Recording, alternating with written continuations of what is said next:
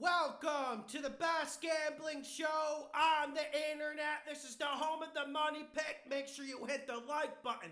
Make sure you subscribe. Off-season training camp is back. This was a viewer question, and I feel like this one is extremely important. People have been asking me, Lawson, what's the biggest bet you ever made? And the biggest bet I ever made is still in the 2019 season.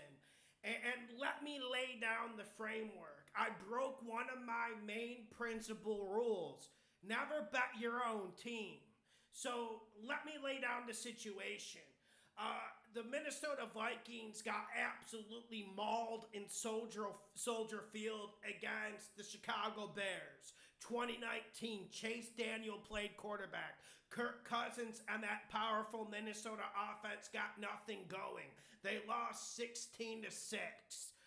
It was an absolute beat down they suffered. Zimmer was under pressure. The whole drama during the week was Stefon Diggs wanted out. He had wanted out. The next game after this was going to the Meadowlands against the New York Giants, Daniel Jones rookie year.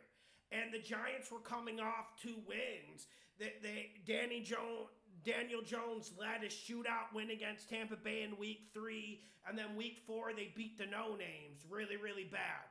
I watched the film of the Giants and I wasn't impressed. Although Daniel Jones was showing some promise, when the line opened at -4.5, I was like, I can't resist this. So on Tuesday when I did the show, right after the show when it was 4.5, I just said, listen, this is a college fun game. And I took every single dime I had out of my bank account, which was 5 G's at the time, and I bet it at -4.5, and I felt comfortable with it.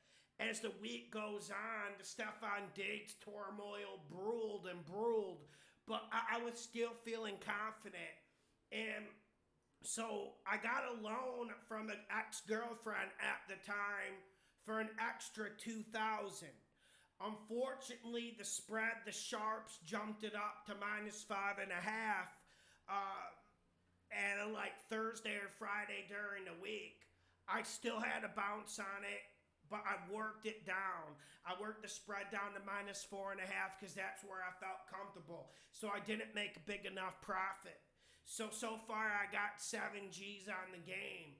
And then it comes to Saturday and I'm saying, listen, everything's stacking up. A few Giants O-linemen are out. Vikings still got one of the best D-lines in the league at this point. They got Thielen, Diggs, and a young Dalvin Cook.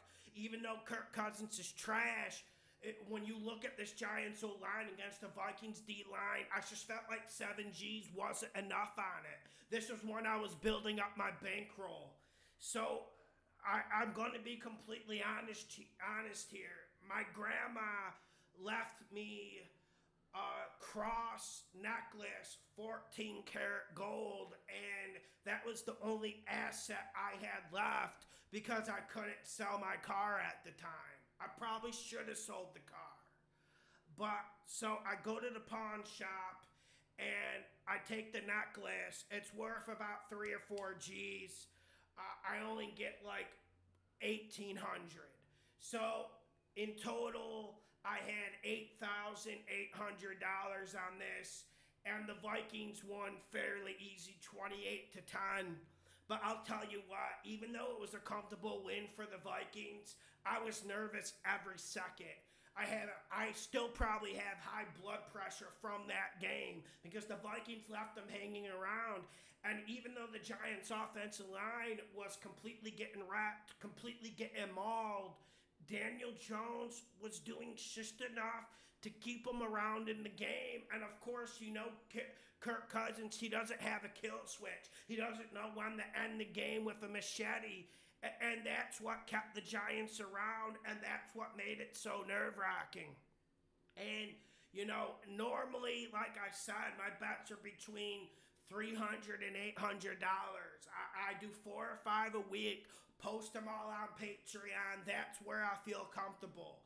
I do not advise jumping on a college fun game the way I did. I do think you should increase the bets. I do think If you are certain about something, you shouldn't let the media FUD fool you.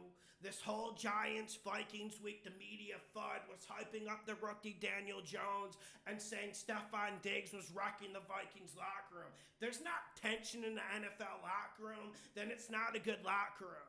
Like, it's not a fucking library. It's where a bunch of gladiators, a bunch of alphas have to fight for position and fight for their pride. And the Vikings were absolutely embarrassed against the Bears. Absolutely embarrassed. Beat down by Chase Daniel. And then the Vikings came in and they brought that energy, they brought that hype to the game.